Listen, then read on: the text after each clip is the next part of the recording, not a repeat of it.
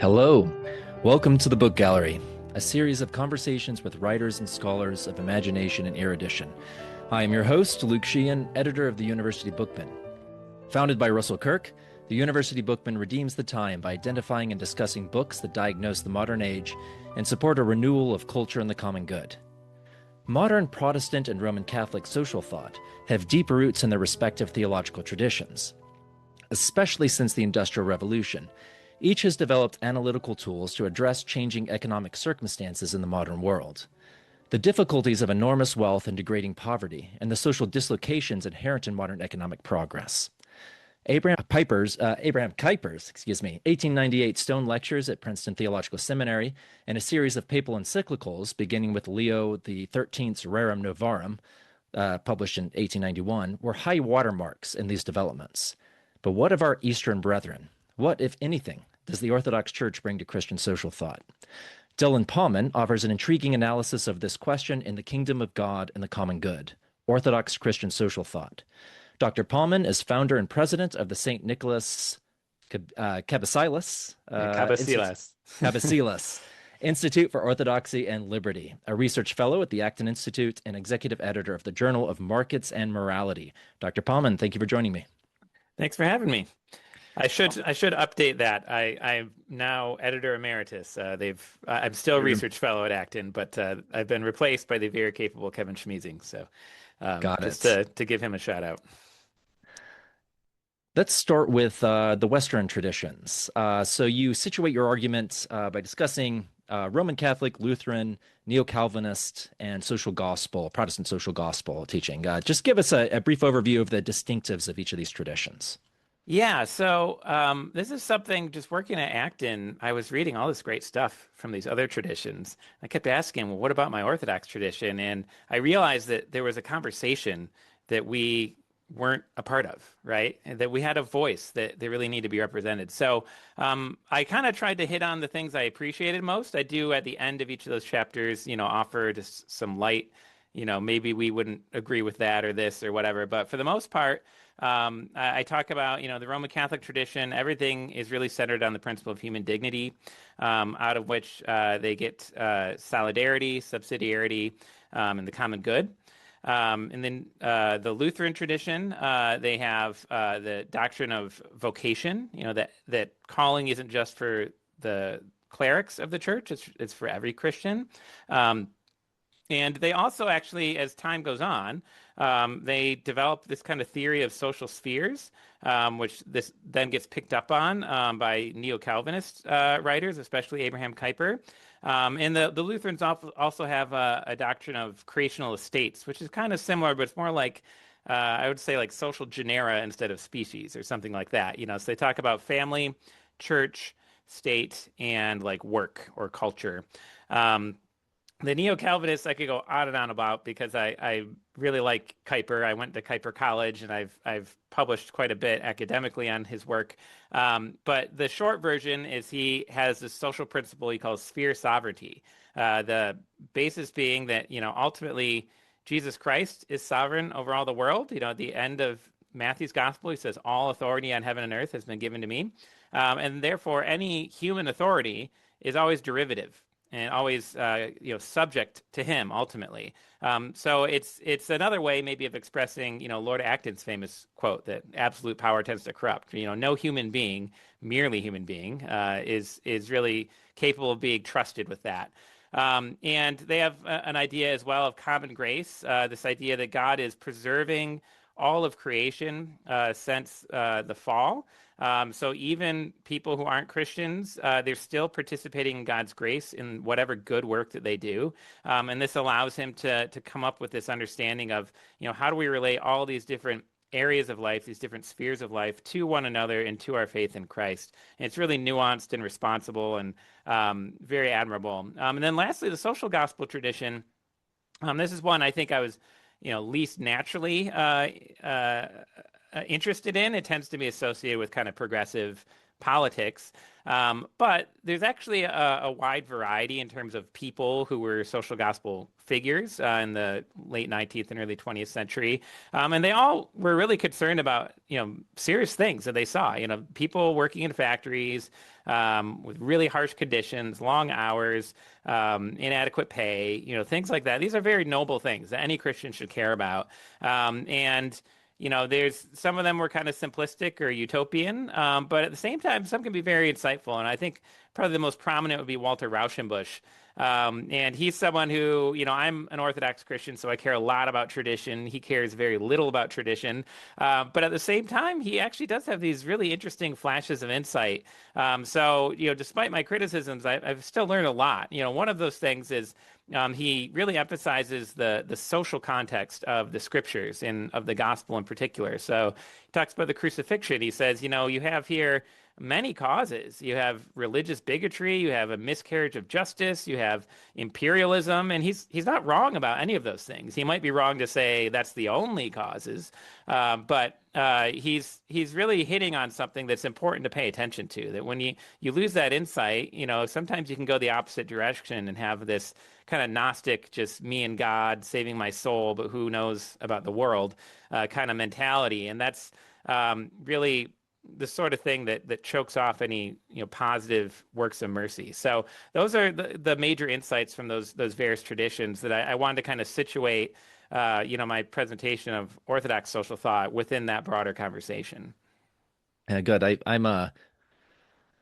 There was a few things in there I wasn't as familiar with. I hadn't read very much Lutheran thought or social gospel thought, so I was had the secondary literature on those rather than the primary literature. So it was a very good overview. And the neo-Calvinist, I came across Kuyper. I mean, gosh, probably earliest in my work, and it's just brilliant stuff. I mean, it was really profound. Let's talk about, you talk about biblical theology. So you're situating your argument within, reading the Bible in the light of tradition, which is a very, not unique to Orthodoxy, but very much what Orthodoxy is about. So just walk us through that. Yeah. So, I mean, for us, like the ultimate authority is our tradition, or maybe even particular our conciliar tradition. But we emphasize the highest part of that is the scriptures. We haven't always agreed over time what those scriptures are in the Orthodox Church. It's a little clearer, I think, in the West, who includes what books. But for the most part, it's just about the same books. And of course, they have a lot to say about wealth, poverty, and society. And so I think, among other takeaways, probably the really central one that comes out of that part of the book and came out of my study in order to write those chapters was this Orthodox and patristic understanding of the relationship between the law and the gospel. That the law aims at justice. It's rooted in the natural law, this inborn, sense that we get being created in the image of God, a right and wrong, a basic kind of 10 Commandments morality, do not murder, do not steal, do not lie, that sort of stuff. That's written on the human heart. Everybody has access to that to some degree. And in fact, that's the basis by which we know the law of Moses is good. At least that's what St. John Chrysostom says. It's because it's rooted in the natural law that we read it and we recognize how good it is. But of course, it's not just that general morality. It was a law for a particular people in a particular place and time. And so there's all sorts of civil laws that go along with that, in addition to their religious ceremonial law. And you start to understand that, okay, there's this relationship between the moral ideal and then the kind of contextually bound application of it, right? But still, all of it is aimed at impartial justice. We have, the principle of the rule of law, that the true ruler of the land should be not any person, but the law itself. You can find in the Old Testament, in the law, the first 5 books of the Bible, and it says that you should not give preference to the rich or the poor in judgment, right? Just judge everyone equally. That's a really rare thing in the ancient world. It's a really, particular and special thing that's in our scriptures. And so going from there to the gospel fulfills the law. Christ says, I've not come to abolish the law, but to fulfill it. But you also have really interesting passages. For example, there's the rich young ruler who comes to Jesus, says, what should I do to be saved? And Jesus says, well, you know the commandments, right? And he lists them off. It's the 10 Commandments stuff. And he says, all these I've done since my youth, right? And Jesus looks at him and loves him, and he says, well, if you would be perfect, go sell all you have and come follow me. The gospel goes beyond the natural law through personal mercy, right? Christ comes to every single person where they're at. And again, we see this in the church fathers. Clement of Alexandria points out that while Christ told this young man, sell all you have and come follow me, he tells Zacchaeus, who only gave away half of what he had, today salvation has come to your house. And he goes and parties with Matthew. And as far as we know, I mean, Matthew did follow him, but we don't know if he sold anything, right? He just threw a party and then he followed Jesus. And the reality is that we all are called to mercy. We're all called to be merciful because through the death and resurrection of Christ, we receive God's mercy. But we all have different places in life. So I'm married. My wife Kelly and I have 4 children. It would not be merciful, not to mention even just, for me to abandon them, sell all I have, and decide to be a monk. I love monks. We need more of them. I have a whole chapter in the book about monastic enterprise, but I have a responsibility to my wife and children, right? That's a different context. We see that even in the gospel. We see that Christ meets every person where they're at. And that duality, not a dichotomy, but that complementary kind of duality is actually really important for responsible Christian social thought. And it's something that I think is integral to the Orthodox tradition as well. That we need that impersonal, impartial justice, but that's not enough, right? That might be a baseline of having a society at all, having a basic order to it. But the things that really matter in life, friendships and family and, all these, acquaintances and clubs and, all that kind of civil society stuff exist outside of that. And that's generally where we get the most of our life's meaning. And so our Christian social thought has to be able to countenance all of that, and it has to be able to relate it all to Christ in order to be Christian. And you talk, you go through, law, prophets, writings, gospel, apostles, and then I love it, the bonus books. Yeah, I love that. I love that phrase for the apocryphal books. Yeah. There is for Protestants, there's some exciting stuff in there. And even if you're not going to accept it as scripture, it's still it's some good stuff. The Maccabeans and all of that. Yeah. I mean, it's something that, what my sales pitch to Protestants, if you're considering orthodoxy, is you like the Bible, we got more of it, right? But yeah, I do have a chapter on, I call it biblical apocrypha, and it's not even necessarily those books, although I do talk about them throughout that whole section on biblical theology. But it's kind of like the books we don't read in the Orthodox Church. We have them, but we don't publicly read them. There's no liturgical reading of the book of Revelation in the Orthodox Church. And the reasoning is that people tend to get a bit too obsessed with it. And we decided that, you should probably be pretty spiritually mature if you're going to read and interact with this book. And so I didn't want to leave them out because they are important. But I did want to acknowledge that in the Orthodox Church, we actually kind of have different tiers to Scripture. The Gospels are the most important. We venerate them in gold, or we coat them in gold and venerate them. We stand when they're read. So the New Testament is more important than the Old Testament. That's where you get Jesus, right? And so we're kind of a bit more comfortable with that. And so this would be maybe, in some sense, a lower tier, even if they are in our regular canon. A book like Revelation or, certain passages in Daniel or Zechariah that are kind of apocalyptic are not the sort of thing that we're reading regularly in church. But they're still cool, like you said. They are, yeah. And the extra wisdom books you get. I mean, there's some great stuff in there. Yeah, really practical stuff too. Right. I mean, it's just Proverbs, but a lot more of it. Mm-hmm. And you have a chapter or a section, I should say, on church history. It's very, very detailed. Kind of give us the overview. I mean, you walk through the founding of the church, of course, the Catholic Church in ancient Rome, Catholic Church, broadly understood. Right. But then the rise of Christian civilization as such. So walk us through some of this.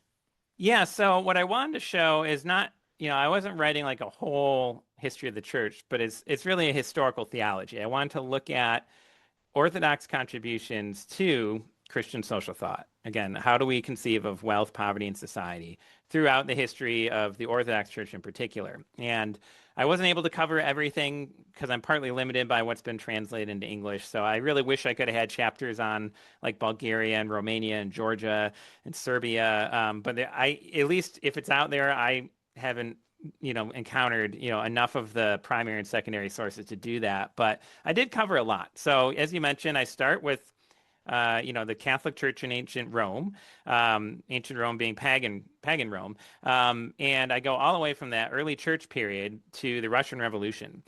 So that's like 1900 years, right? In about 8 or 10 chapters. All the chapters are very short in the book, though, and very intentionally so. They're about 2,000 to 3,000 words each. So, you could probably read one a day and it'd be like reading a nice little essay and get through the book in about a month.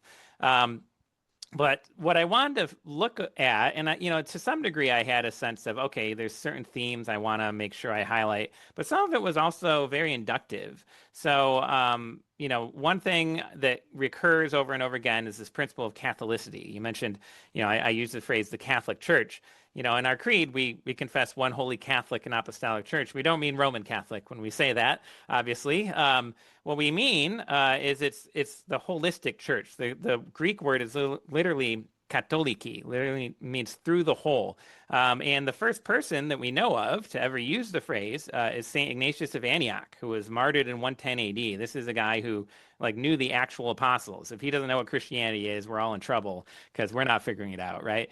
And he wrote to these 7 letters to various early Christian churches, and to one of them, he warns them about the Gnostics. Again, the Gnostics were these sort of people that were all about higher spiritual knowledge. They had a certain kind of clerical elitism to them, but they really, really, really did devalued the material world. And any kind of physical existence. It was all about the spiritual side. And so he says, he warns them, he says, they cared nothing for love. They neglect the widow, the orphan, and the oppressed among them. They deny that the Eucharist is the body and blood of Christ because they don't care about material things. They don't think they have spiritual value. They deny the incarnation and the resurrection. Again, they don't care about that stuff. And they deny the authority of the bishop. But you, wherever the bishop is present, there let the people gather. Just as where Jesus Christ is, there's the Catholic Church. So in context, he's not just talking about the church in all the world. I think that's part of it. So he doesn't just mean universal, but I think he means that holistic side. This is the church that cares about every aspect of our lives. That's why everywhere the church went, they were caring for widows and for the oppressed and for orphans. Christians, especially during this period, developed a reputation for it. So the pagans were, even if they found them superstitious or confusing or whatever, they also really admired Christian social work. And it was pretty massive, even before Christianity was legalized. It's amazing. A few thousand widows on the rolls of just the Church of Rome, right? This is massive while they're at the same time being killed for being Christians. So it's something that's been part of Christianity from the very beginning, part of our Orthodox faith. And then I go from there, I look at, the Christian Rome, which doesn't last very long in the West, but lasts for 1,000 years in the East. I look at the rise of monasticism, which is a sort of maybe third estate you could think of. If you have the church and the state, you also had aristocratic estates, and a lot of monasteries originally were founded on these estates, and they were neither church nor state entities. They, of course, were a bunch of monks, and they had priests and things like that. So, but as far as their ownership, they were privately owned, and they were defended as such. And so it's really important for conceptualizing society. And of course, this idea that there are some people that go that above and beyond more extreme lifestyle of they're just going to be wholly dedicated to the gospel. And once again, that was not just people meditating in their cells, although they did that, and it's really cool and great that they did. But there's also people like St. Basil constructing the first hospital outside of Caesarea in Cappadocia, which was a monastic complex. I go through there. The more inductive side, the 2 chapters I'd say that were the most inductive. There's one on Middle Eastern Orthodox from the fall of Jerusalem to the Ottoman Empire, basically. And I vaguely knew that the scholastic method comes from not just Orthodox Christians, but there's 3 different churches actually for most of the time. And all of them were really dominated the education professions under Muslim rule. But there's so much else. I mean, that law and gospel relationship, it comes back very vividly in the works of Saint Isaac the Syrian, and you see these people who were now second-class citizens, no longer had state support, and yet they're still finding ways to support one another. They're even, finding ways to ecumenically communicate. Part of the scholastic method was so that they could have civil discussions with one another, right? And debate Right. those issues that really mattered, that they disagreed about. And then the other one, the other chapter was I planned to have one chapter on Russia, Russian Orthodoxy, Russia, using that term broadly. I know today it's a little more, people are picky because of contemporary issues, but Russian civilization is very broad. And so early on in the medieval era, I discovered so much I really didn't know about, and it became its own chapter. And one of the things we see there is this idea of kenosis, which comes from Philippians 2, this idea that Christ emptied himself in becoming human and submitting to the cross, that this becomes their ideal of sainthood, that the true saint should just lower themselves beneath even the lowest, most dishonored member of society. And we see that in people like Saint Sergei of Radonej. People would visit the monastery and just walk past the filthy gardener and ask where the abbot is, and people would point to the gardener because that was him. He was doing the work, and he was serving everyone who came in, and probably smelled bad and barely bathed and whatever, but he was taking all of that upon himself in order to participate in that humility of Christ. And at the same time, you eventually have the Mongol invasion, the Tatars, but there's two cities at least that remain independent. They just agree to pay a tax very wisely, and that's Novgorod and Pskov. And they were republics for 350 years. We have copies of their laws. The first article from the 15th century is rule of law. That, once again, this resurfaces that no one, no matter who they are, whether, aristocrat, lower aristocrat, or just common citizen, is to be judged any differently in the court of law. There's all sorts of accommodations for, if you're charged with a crime, but you live, a 2 weeks journey away, you actually you get more time to actually show up. And, just really basic kind of nitty-gritty stuff of law, but it's actually really important. All that stuff is really important for having a just and humane society. And so those things, some of that, like, I just knew I had to cover these periods and these places of history, but I didn't quite know what I would find. And I was, very gratified to have done so. And that's why, like I said earlier, it'd be great if I could also talk about Romania and some of these other contexts. I'm sure there's even more, to learn. But that was the idea. I wanted to give just a broad sweep of what were the major contributions. And those are the things that keep coming up is, that law and gospel and that Catholicity.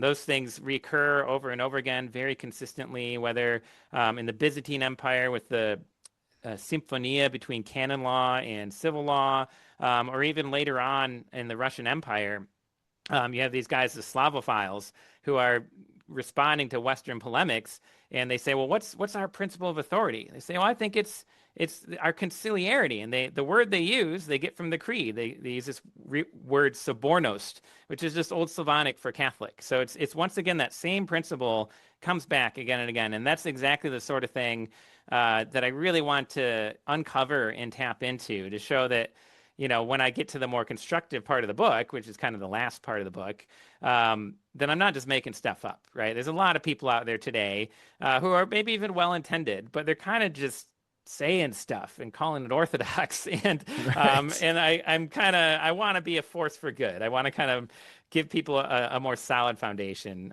to stand on. So that's the sweep of that part 3. And it's you used the term Byzantine humanism. Yeah. Yeah. hmm Yeah, this is something I got from Father Alexander Schmemann. I believe also Father John McGuckin uses the term as well. As more than one person has talked about it this way. But it's this idea that a lot of people who they look at the Byzantine Empire, they say, it was autocratic, which there's some of that, like, can't deny it. But sometimes they only look at the civil law. Civil law, by the way, is actually not that bad. But okay, you look at it, some of the punishments seem pretty severe and whatnot. Maybe there's too much power in the hands of the state, things like that. I'm very sympathetic to those complaints. But they miss that's only half of the law. The other half of the law was the canon law. So when Constantine became a Christian, an emperor, he gave bishops what's, the judiciary rights, which basically meant that if you committed a crime in Christian Rome, in Byzantium, you had a choice. If you were caught, I suppose, you had a choice. You could have a hearing before the magistrate and be judged according to the civil law, or you could make an appeal to the bishop, and he would judge you according to canon law, and that would be final. It wasn't like you could then be charged in the civil court. So if you said, no, I repent, I just want, a pastoral restoration, that was available to you, and it was incredibly humane. If you look at canon law, some of those, prescriptions might seem a little severe to us these days, but it's very much tailored to people's situation. It's much more kind of an organized, if you think of a body of law as a justice system, I think it is law, but it's kind of aimed at mercy and restoration. So it's maybe a little bit more in that gospel category. And Byzantine humanism refers to how a lot of this kind of comes out of the necessary reflection on human nature that came out of the Christological debates in church history, that you can't answer the question, who is Jesus Christ, unless you have an accurate answer to the question, well, who is God, and what does it mean to be human? And so in answering that question, suddenly you have this fuller concept of humanity that comes out of it. And you have, I think, probably the most perfect statement of theology comes from St. Gregory the Theologian in the 4th century. He said, what Christ did not assume, he did not heal, but whatever is united to the Godhead is saved. Meaning that because all of us need salvation, Christ had to assume the whole of humanity. He couldn't just be like 95% human, because then 5% of us would still need to be saved, right? And once again, that to me is just another manifestation of that principle of Catholicity, that every aspect of our life matters to God. And the great side of it is not the negative side, that it all needs salvation, which is true, but the flip side is that it can all be part of our deification, our theosis. Part of our salvation can be everything we do in life: our family, our jobs, our friendships, our cultural practices, things like that. And you find that. You find St. John Chrysostom talking about different arts and trades, being implanted into us by nature, according, by natural law, by God, and flourishing. And of course, Christianity for a long time was at the forefront of civilization, including Orthodox Christianity. Not just civilization, but new technology. It's only today where we feel like, oh, we're this weird ancient faith, and how do we live in the modern world? And to be fair, our modern world is very weird and very different. But that's why, I have part 4 of the book to try to explain that. Right. Which, so you talk about economics, modern economics, is well, in some ways, drawing from that tradition. But walk us through the insights that they pick up on. Yeah. So what I wanted to do, my conception behind this, I think it worked.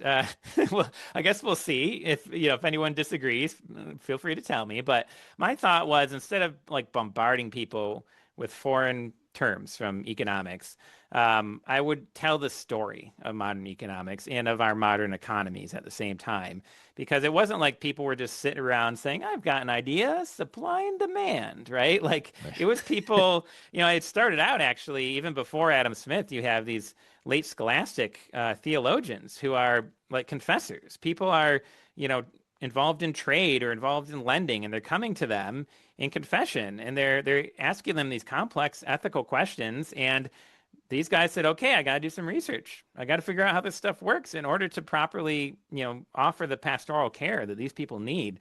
And so that's kind of the beginnings of it. That's where you start to see recognition of things like supply and demand.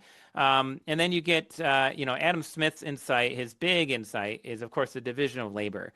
The idea that if you take one process that, one person maybe could do 10 times over, but you divide it up into 10 different parts with 10 different people, it's not that you just get 10 times as much. You get orders of magnitude more output. And because you do that, you can make more and higher quality for less. You actually end up enriching society. That's where the wealth of nations comes from. That's the title of this famous book. But at the same time, Adam Smith actually is not, like a positivist. He doesn't think that all that he's trying to do is study wealth. He cares about wealth because he cares about alleviating poverty.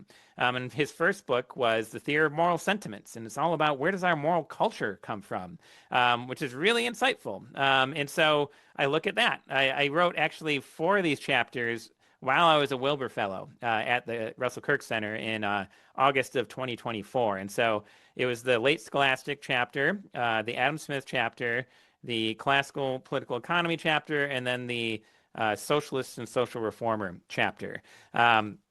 It was a great experience. I highly recommend it to other grad students with Kirk Center appropriate projects to apply. And so then I look at, okay, so Adam Smith had these insights, but what happened next? And what happened next? And I kind of show how people build on it. And sometimes they make some wrong turns, right? You have the classical political economists, they did a great job fighting the slave trade because they believed all people were equal. You have to believe that if you're going to be a social scientist. Otherwise, how do you study human society unless you can count on certain things about human behavior, right?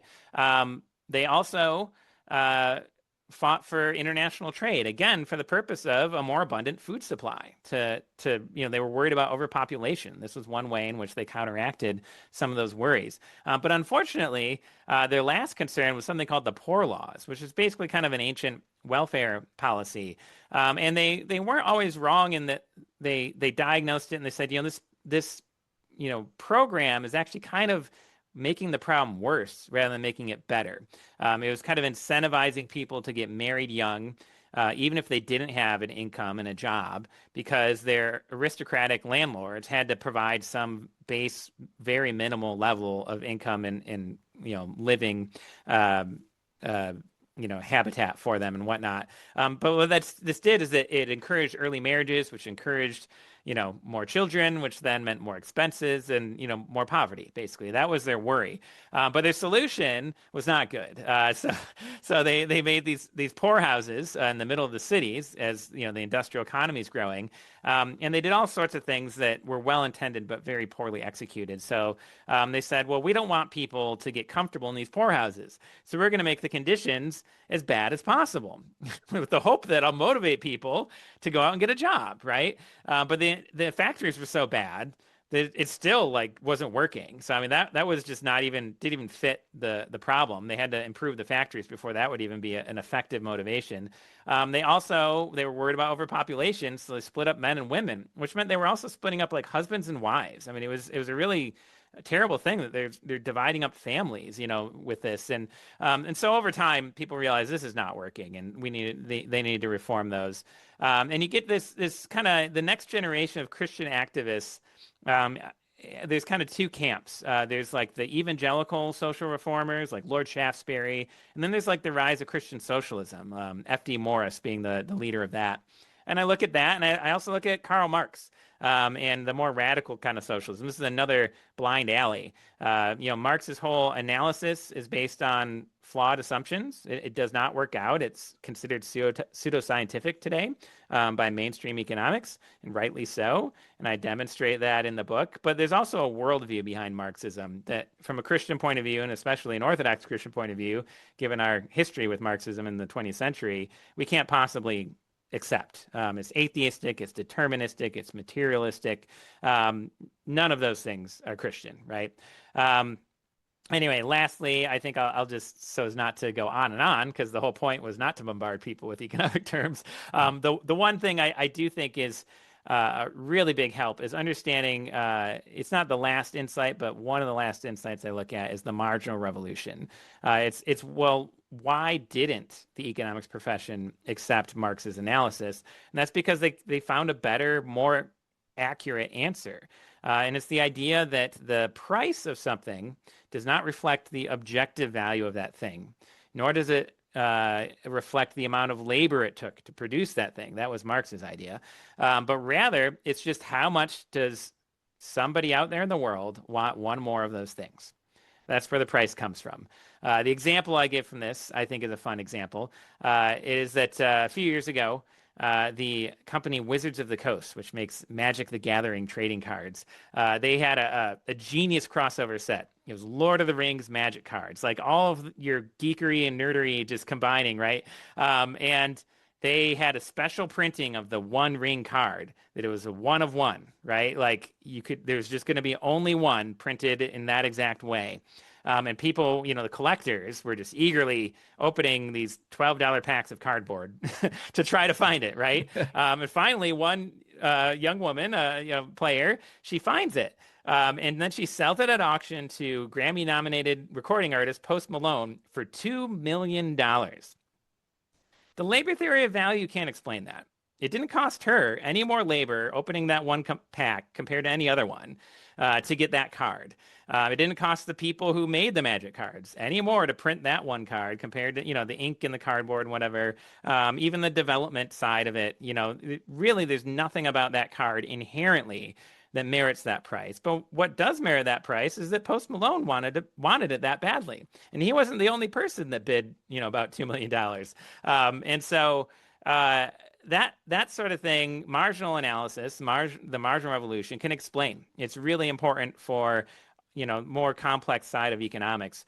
And understanding that basic insight, I think, really helps guard us against falling into this kind of pseudoscientific class warfare sort of understanding of society that really grows out of Marxism ultimately.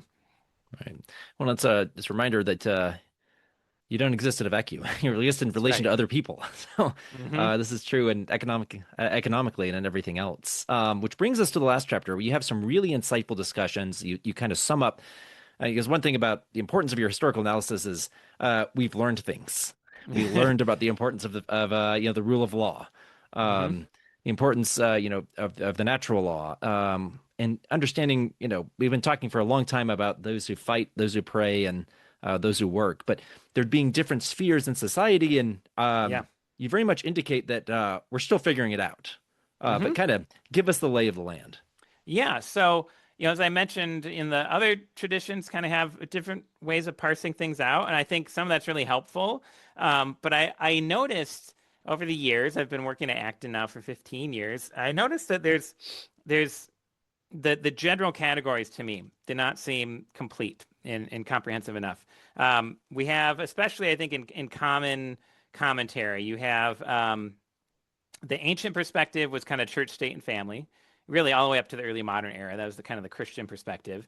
And that worked really well because that basically was all of society until you get to the Industrial Revolution. And suddenly you're going to work for someone who isn't the government, isn't the church, and isn't a family business, or your family business for that matter. And it was just this new realm of society that kind of opened up. And so nowadays we tend to minimize the church, and everything is about market or state. If you look at the editorial pages, or, these days websites, for the Wall Street Journal or the New York Times or whatever, that's the lens of their commentary usually. They're, any given problem, whatever their political inclination is, either they're saying this is a problem for government to solve, or this is a problem for the market to solve. And there are some problems that you need the government and you need the market to solve. But there's a whole other side of life. So the government and the market are actually inherently impersonal aspects of life. And I noticed, hey, this actually maps onto that idea of justice. And that, of course, is the norm, especially for law and government, but also for contracts, when it comes to the market. It has to be impersonal. It has to be written out and adhered to and all of that. But again, some of the most important things in life are those personal things. And generally, when we talk about that personal side of life, we just use this blanket term, civil society. And that's good. It's better than having just two categories, right? But we kind of just throw everything in that bucket, religion, family, friendships, nonprofits, charities, all that sort of stuff. And I realized that there's actually another axis to understand this. So one of the differences, the key differences between government and the market is that, materially speaking or economically speaking, government is zero sum and the market is positive sum, right? Government works by extraction and threat. That's not necessarily a bad thing. That's just how it works, right? Every law has a punishment. There are, of course, some government enterprises, but a lot of times it's just through taxation and other fees that you get government revenue, and it's not really producing the wealth of society. But you do have production in the market. So what I came across is, well, we have the state, which is zero sum and impersonal. We have the market, which is positive sum and impersonal. And then we have personal relationships, shouldn't there be two categories there? And that's what building on the economist Kenneth Boulding, who still only kind of has three categories, but he's still really useful. I build that out to four. So the two axes are, personal or impersonal, and then zero sum or positive sum. So something like the family, my kids, I want them to grow up to be responsible adults who contribute even now in their young age to the household. But really, it's my duty to feed them and shelter them and care for them. And I do it just because I love them. It's not an obligation. I mean, it is an obligation, but that's not the reason that I'm doing it. It's not really what makes it work. And it's not like I say, okay, son, you've earned your dinner, or you've earned one more night in your room or something. That's a very dysfunctional family if that's the way it works, right?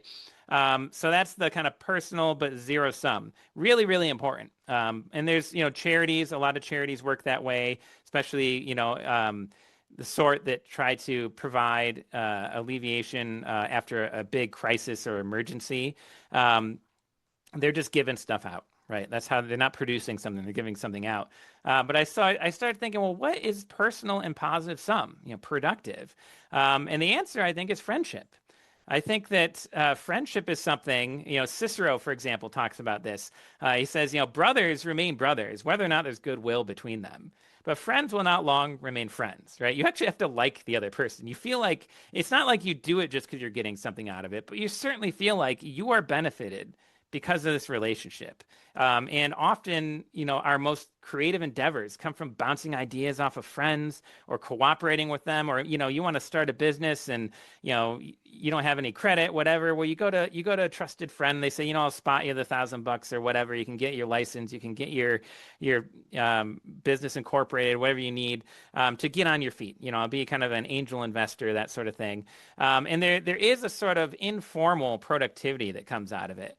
An example I've given before, but I think it's a good one. Here in my church, Holy Trinity in Grand Rapids, there's several entrepreneurs, and they own various businesses. One of the chains that is owned by a family in my church is Mr. Burger. So it's kind of like, you go in and it's like a diner sort of place. It's Greek because there's also a pita on the menu. But it's owned by the Christopoulos family. And if I showed up and I forgot my wallet and I just ordered for myself and my wife and my 4 children, and Jimmy Christopoulos was there, and I said, Jimmy, oh, I forgot my wallet. Can I pay you next week? He'd probably be like, yeah, you're good for it. You're fine. Right? If I tried that at a McDonald's, it's never going to happen. It's not like a dig on McDonald's. It's just fundamentally a different kind of institution. And my relationship to the people who work there and own the place is fundamentally different. And it's important to have these general categories, I think, for then answering the question that, okay, we're dealing with a social problem, poverty, homelessness, corruption, whatever the case may be. We need to know, well, who is responsible for what? And if we don't have a reliable map of society, we're bound to go wrong. Another example, this one I don't think I've shared before. A few years ago, I guess over a decade ago now, I'm getting old, I presented a paper at Manchester University in England. My first time to England. I fly there. I'm jet lagged. I actually had just come from Romania like a few weeks before. So I'm like really like up is down, whatever. And I come out of the train station from the airport. And I say, okay, I need to get to my hotel, the Luther King House. And they have this public map. And so I go there and I'm like, okay, I'm here. It's on this street, which is over there. That doesn't look too far. I'll walk it. Turns out the map was not drawn to scale. So, 3 miles later, I finally make it to my hotel. It's hot. It was July. I'm tired, right? But it's a great metaphor for what happens when we don't have a properly drawn or conceived of social map. We try to, apply our faith, but we don't have the course mapped out properly, and we end up making all sorts of missteps. So that's kind of that summary chapter that you mentioned. It's kind of how should we think socially, trying to get people to move from that older mentality of church, state, and family, or the even more contemporary one of just market or state, to really think of this kind of multifaceted, 2-tiered or 2-axis conception of society, and then all of the sort of organizations and social relationships that fit into any given quadrant. Yeah, I thought it was very insightful, and it is like kind of interesting that I don't know how to put it. We don't know as much about these things as we think we do. I mean, and our analytical tools are somewhat inadequate. And even the really insightful thinkers that have wrestled with it, it's still, you go back and read Althusius and he seems really insightful, but it's still like it's falling short. And it was also 400 years ago, so things have happened since then. Well, yeah, So, he's super insightful for his time, but he is yeah, living in a time where church, state, and family was an accurate map of society, right? So, right, so he does give you a lot to go on. He has this sense of, a community is not simply an aggregate of its members, right? It actually has a life of its own and a culture that outlives, the right, people involved. Like really, really cool, insightful stuff, but. He's still bound by his context. It's not a criticism of him. It's just right, a reality that everybody has a context. right. Right. Well, Dylan, this has been really good. Where should people go if they want to find out more about your work Yeah. or maybe actually could you say a word about your forthcoming book? Sure. Yeah. So I actually have another book coming at the end of the month. It's co-edited with John Panero, who's director of research at the Acton Institute. And the title is The Christian Roots of American Liberty. And it's edited because it's a reader. So I wrote, and John, it came out of a paper that I wrote, and then he added to it and revised. But so we wrote these introductions, looking at 5 topics that are sometimes presumed to be basically just Enlightenment inventions that worked their way into the American founding. And some people think that's a good thing, and some people think that's a bad thing. And what we're trying to contend is actually that's not an accurate understanding of things. So our point is not that the American founders were all good Orthodox little o Christians, because that's not true, but simply that they had a context, an intellectual context that goes back for centuries, even more than a millennium in some cases. And so we look at 5 aspects of the American founding. We look at religious liberty, natural law and natural rights, private property, checks on state power, and democratic consent. And we show how all of these have actually Christian antecedents. The point is not that, ancient Rome was somehow just like America. That's not the point. The point is that these ideas didn't come from nowhere. They actually have a Christian heritage. And the sort of people who want to say that, well, because I want to be a traditional Christian, therefore I have to oppose, the American Constitution and its principles are completely wrong-headed. They're not wrong to say that there's, of course, an illiberal tradition in Christianity, an intolerant tradition, but that's just not the whole story. Just like I in my book, I kind of show that in terms of the Christian East. It's of course not true of the West either. And we have sources really from both throughout the book. And so that's the idea of the book. It's a bit shorter than my book, my other book. And it's meant to be hopefully a really great classroom aid or book study kind of book. There's discussion questions. Like I said, it's a reader. So people, they're not just getting our argument about it. They actually get to read the Edict of Milan, talking about religious liberty in the 4th century, or they get to read Magna Carta, right? It's something that every American founding father knew and loved. The first article of Magna Carta is let the English church remain free. Right? That's It's as right. much an ecclesiastical document as it is, about the aristocracy. It's of course about that too, but it's of the signatories, I believe there's like 30 people with clerical titles before a single baron, right? Right. And that's a pretty important aspect of the history that just kind of gets left off when these things are passed over, kind of mentioned offhand. And there's so many people. We didn't put Althusius in there, but we probably should have. But we go all the way even into the early modern era, and we look at some Protestant and Catholic writers. Um,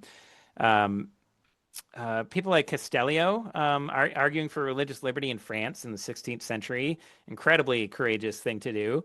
And I mean, there's all sorts of aspects of this. The election of the head of the Dominican order and things like this kind of constitutional electoral procedure that comes out of some of the monastic orders, and you can just go on and on and on, and you can see pretty clearly, and we do include, of course, American founders, their writings, and even our, Declaration of Independence, Constitution, Bill of Rights. You can see how there's more continuity than is often represented. So we wanted to kind of inject that into the conversation, especially around these days. You have the national conservatives and the integralists and post-liberals and Christian nationalists and whatever. And they all kind of, even if they have different conclusions, they accept this premise, right? That either the American founding was all Christian, or whatever, but then it went in some bad liberal direction, or it's all Enlightenment, and so we gotta get beyond it. We gotta establish my church, or we gotta whatever the case may be. And I just think there's no historical grounds for that, and frankly, we show that there's no historical grounds for that claim. So that's the book in a nutshell. Yeah, so that's something I have my students take a look at is Magna Carta, the term in Article 39 of the law of the land. It's changed to due process of law in 1354. And then we pick it up and put it in our Fifth Amendment and our 14th Amendment. But that phrase is old. I mean, and it was old when it was put in the Magna Carta. It was already an established doctrines were around it. So this is not some Enlightenment era, insertion of how you do legal procedures. They were using old concepts, and they knew it. Right. Or the Adams Braintree instructions, and he's referencing Magna Carta. They thought they were asserting ancient legal principles. I mean, Jefferson, who was a deist, even owned copies of the works of Tertullian and underlined the passages about religious liberty. So when you read the Virginia Statute, which is in our volume, as well as Tertullian, arguing for religious liberty, you notice that it's not simply that, he also likes religious liberty. It is the exact same argument that Tertullian gives, that you cannot force conscience, that there's no compulsion in religion. And in the exact same kind of line of argument is reproduced. And that's the case. Yeah, I don't think it's always so direct, but that's the case where it pretty much is a pretty obvious and direct influence there. Even in someone who, published a version of the New Testament that cut out all the miracles because he's a deist and didn't believe in any of that, right? So this is someone who, he's an Enlightenment figure, but you can't even say because he's an Enlightenment figure, his ideas therefore weren't Christian. It's more complicated than that, and really takes the hard work of actually reading some of those sources and wrestling with them to figure it out. Yeah, right. Well, Dr. Pahman, thank you. It's been a pleasure. Thank you for having me. This has been great. And thank you all for joining us. Please visit kirkcenter.org to learn more about the Kirk Center. You can support the Kirk Center and the work of the University Bookman at kirkcenter.org/bookman. Go to kirkcenter.org/permanent-things to sign up for the Kirk Center website email list. See you next time on the Book Gallery.